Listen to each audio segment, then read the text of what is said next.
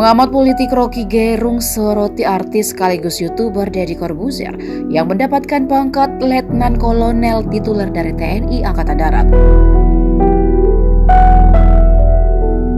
Adapun pangkat Letkol tituler TNI Angkatan Darat yang diberikan kepada Deddy diserahkan langsung oleh Menteri Pertahanan Prabowo Subianto. Sebagaimana diketahui, aturan terkait pangkat tituler sudah ada dalam Peraturan Pemerintah RI Nomor 36 Tahun 1959 tentang pangkat-pangkat militer khusus, tituler dan kehormatan. Pemberian pangkat mengundang pengamat politik Rocky Gerung untuk berkomentar.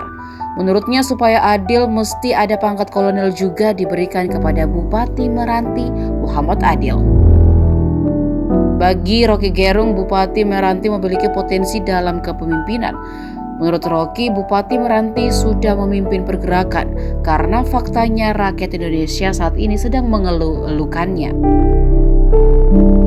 Rocky Gerung menyampaikan bahwa hal tersebut menjadi perbandingan untuk menunjukkan antusias publik terhadap Bupati Meranti.